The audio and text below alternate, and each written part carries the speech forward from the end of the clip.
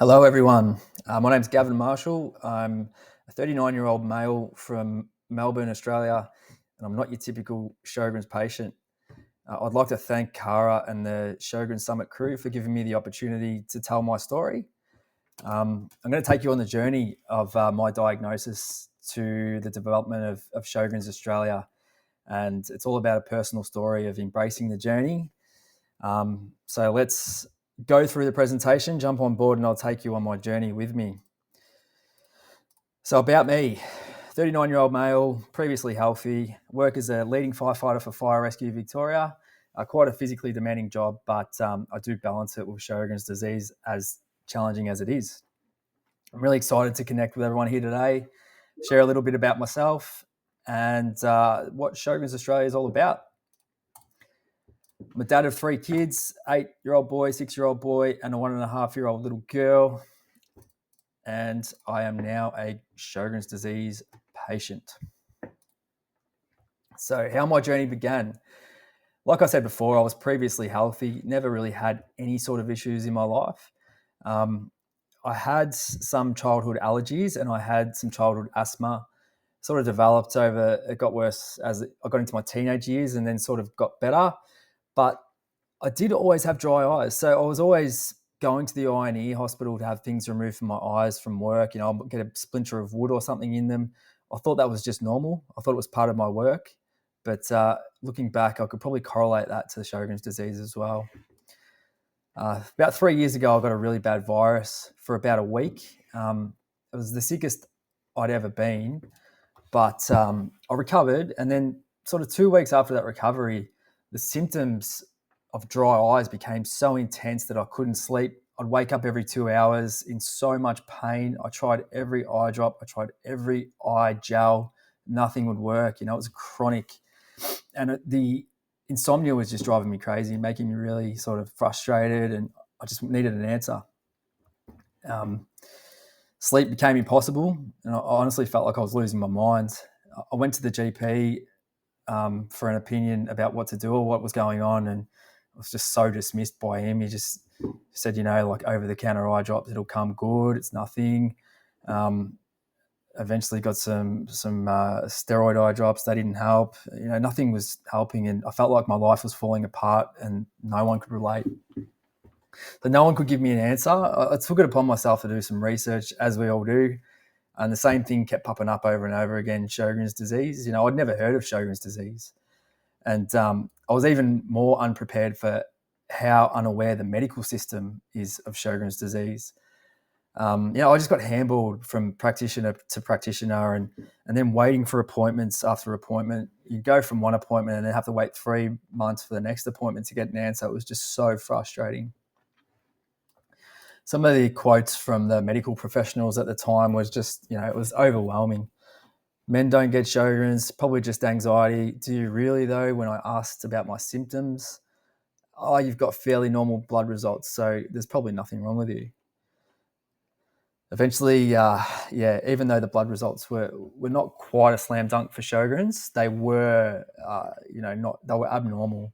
I got an appointment with a rheumatologist. I did have to wait a couple of months for that. And he was a shocker. So the first rheumatologist I saw, I know it's not their fault. I know they don't really get the education around Sjögren's disease, but I just implore every medical professional in the world just to mind your bedside manner and your words that you say to your patients, because I'll never forget the way I was treated by that first rheumatologist. His words were like, "You're probably just anxious." He saw I was sort of wringing my hands together like that at the time because I was pretty nervous. And he looked at that and he said, "You've just got anxiety and you need to see a psychologist." And then he went on to say, "There's no point getting a firm diagnosis for Sjögren's because there's no treatments anyway. It's just over-the-counter eye drops." And I was just scratching my head saying, I can't believe that he's saying this as a trained rheumatologist. I was shocked. He said, if you want to really get an answer, you can get a lip biopsy, but you got to book in, and the wait for that the lip biopsy was going to be 4 months. I couldn't wait that long. So the search for someone who cared. First rheumatologist, as I said, 4 4 months to get an appointment. There you go, 4 months. Only 10% of patients are men. So he said to me, only 10% of patients are men, and really just questioned my judgment about me having Sjögren's disease. And then he said, there's no treatments anyway, so don't worry about it. Second rheumatologist. So I went for a second opinion after that. I felt abandoned by the first bloke. I was stuck at home. I was unable to work. I had quite a significant time off work where I used all my sick leave that I had banked up, and I still don't have much now, as many chronic disease patients are in the same situation. Symptoms got worse, and so I got that second appointment with the rheumatologist, and he was an older guy who had been around a bit, and he said to me, I've only ever seen one man in my career with Sjögren's disease. He did the normal joint inspections and examined me, but promptly pretty much pushed me out the door and said, it's probably just a virus. And I was just banging my head against the wall thinking, what do I do now? Where do I go? I didn't know what to do. I found an optometrist who specialises in dry eye disease, and fortunately I got cyclosporin eye drops from him.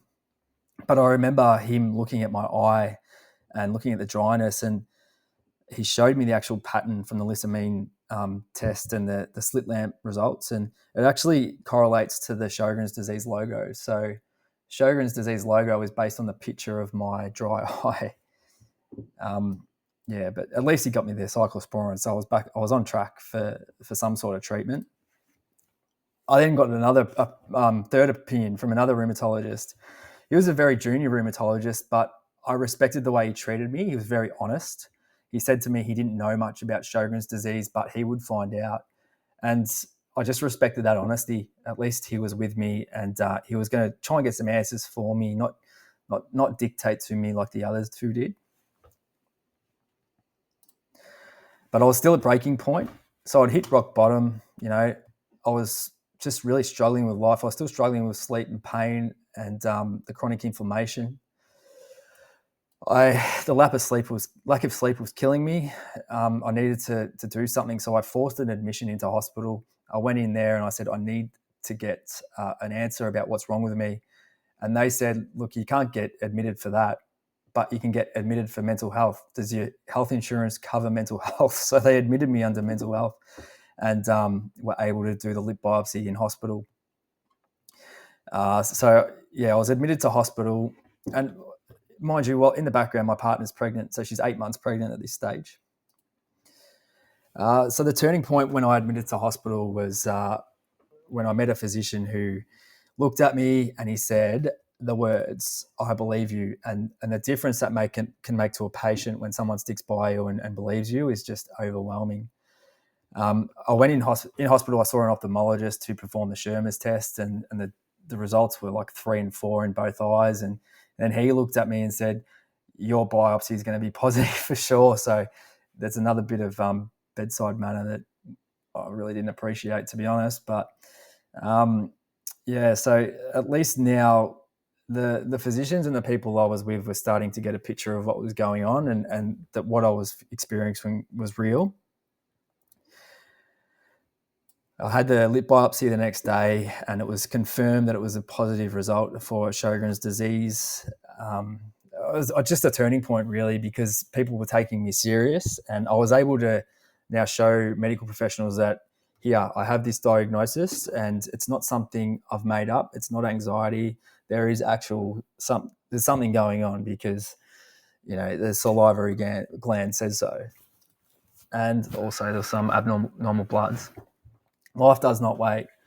So the month after that, my partner Dara, she had our third baby, Maddie, and wow, from there, I'd got the diagnosis. I'd got on some.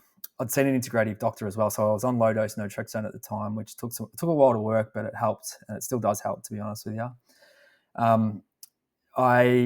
So my partner had the baby, and we came home, and I hadn't had sleep for about 2 or 3 days, and I was really just struggling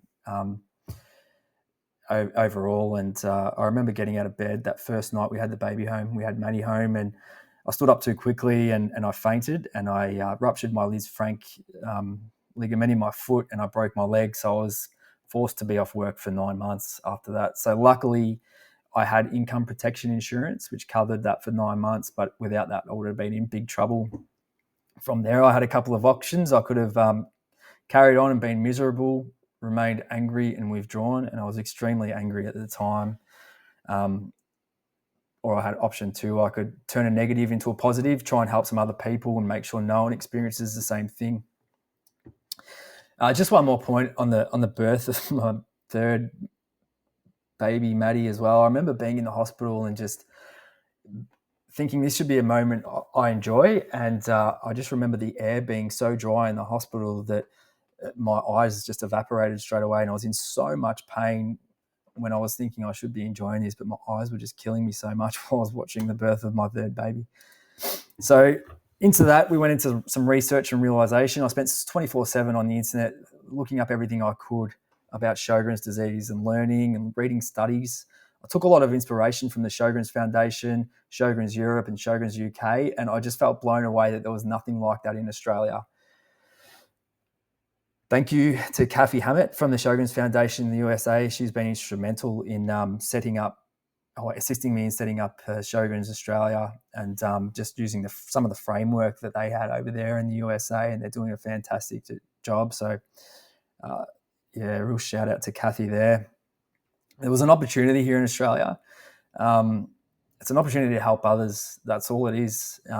Anyone who has Sjögren's disease. So I decided I was going to reach out to the people who could make a difference. So I started to email rheumatologists. I started to ring rheumatologists. I started to cold call scientists and researchers, anyone who was in the space. I was going to develop this organization, but I needed assistance and I couldn't do it without the proper people behind me. I sent an email. I was about to give up. And then I sent an email to a doctor called Peter Nash, who I'd watched a YouTube video of reporting from a conference somewhere around the world, a rheumatology conference. He forwarded my email to Dr. Maureen Rishmuller, who has just been instrumental in the development of Sjögren's Australia as well. She's Australia's leading Sjögren's specialist, and that connection has changed everything. So I was nearly going to give up until I finally got on to Dr. Maureen Rishmuller. And from there, she's introduced me to some amazing, supportive people who are in my corner and really the backers behind Sjögren's in Australia. So it's been a journey, but finally we've got here. So I lent heavily on my family. My father and sister have good IT skills, so I actually got them to do the website and do the IT stuff. My partner's an intensive care paramedic, so we started the board, me and my partner, and she's got a strong interest in this space as well. So slowly we've built. We've got no budget, but we've got a lot of motivation. The learning curve. To be honest with you, the learning curve for me, the hardest thing has been the IT side of things. I haven't touched a computer since high school, so it's been over 20 years, and I've had to learn everything all again. So that's honestly been the hardest thing, but it wasn't easy. I had no tech skills. I got no fundraising experience. I got no non-profit background. I thought a board was something that it was made out of wood, not something that directors sit on. But I learnt and I pushed and I adapted between raising kids, dealing with chronic symptoms and returning to work. It took 12 months, but here we are. So as of June the 2nd this year, Sjögren's Australia has launched. All whilst balancing life, work, family, and a chronic illness, but it couldn't have been done without the help of my fellow patients on the patient panel. You know who you are. I won't name you, but thank you for your motivation and inspiration and assistance. And we're also backed by a medical advisory panel made up of the lead, Dr. Maureen Rishmuller, Dr. Adrian Lee, Dr. Alberta Hoy, Dr. Fabian Vincent, and Dr. Jane Barocchi, as well as Professor Laura Downey. So thank you to all of them for showing such an interest and being so committed to the cause. We're small but passionate at the moment, and we're growing every week. So sufferers of Sjögren's disease deserve to be seen, heard, and treated with dignity. It's not okay that we have no approved treatments in 2025 when this disease has been around for over 100 years. Our mission has 5 simple and achievable pillars. We foster a robust support network for individuals affected by Sjögren's disease, ensuring they have access to relevant resources, information, and community. We partner with global Sjögren's associations and facilitate networking opportunities between industry and professionals. And we also partner with researchers and lobby government and government bodies to champion research initiatives in the Sjögren's space in Australia. And we're constantly advocating for the inclusion of Sjögren's disease in national health initiatives. I was fortunate enough to be made aware of a Victorian parliamentarian who has Sjögren's disease. That person is Georgie Purcell. So thank you to Georgie Purcell for being so accommodating when I did reach out to you. Georgie had some great ideas, and she wrote a speech that she delivered for the first time about her journey with Sjögren's disease and the state of Sjögren's disease in Australia. The speech caused ripple waves through the Sjögren's space, and we now have some pretty important meetings booked with government and stakeholders coming up. So thank you, Georgie. Challenges and threats. So obviously, funding is our biggest threat to long-term viability. It's not easy. We've got no secure funding at the moment, and everything has been funded out of my own pocket. We've got some really generous donors who I've never met. And to those out there who have donated, thank you so very much from the bottom of my heart. Like, it's just so reassuring to know that there are people out there willing to support us. But further to that, we need industry partners. We need industry sponsors who are regular donations, as well as some government money or government recognition would be fantastic as well. Our 2 short-term goals are to run regular support groups between now and the end of the year, as well as upcoming sessions on research and education delivered by our medical advisory panel. Needs. So we've got a plan to make this succeed, and for the next 12 months, I can promise everyone that I'll give my 110%. I won't leave anything on the table. So the support groups will start soon, and the educational sessions will start soon, as well as lobbying for doctor education and cementing a strong foundation by finding some long-term sponsorships. I do this for that picture there. I do this for my family. I do this so no one has to go through the experience that I did whilst trying to raise a family. It's not about me. It's about those who need assistance. It's about those who aren't able to speak up for themselves. I do this while I'm working. I'm working as a firefighter. I'm a dad. I'm a patient, and now I'm an advocate. But I feel so strongly about this. I just won't stop fighting, not just for me, but for every Sjögren's patient who's still unheard, still untreated, and still struggling to survive in silence. Please reach out to me via that email and jump on our website at that email address as well. Thank you all for listening today, and thank you, Cara and the Sjögren Summit team, for putting this together. I firmly believe if we all walk in the same direction, our momentum will be unstoppable. And if you can take anything away from today, let it be this: Sjögren's patients deserve more recognition, support, and Sjögren's Australia will not stop until we get it. So please jump on our website, sign up, and follow us on social media, and please donate if you can. But I'd like to emphasise what Cara has said previously, and that is, I believe the most important thing for us all is community. And if we can provide that community, that safe space for people to speak and reach out for assistance, it takes 90% of the job is done. The treatments will come, the medications will come, but if we all stick together and move forward, I believe we can make this a much, much better space to navigate. So thank you all for taking the time to listen. Thank you for putting this together, and hopefully we see good things for Sjögren's Australia in the future. Cheers.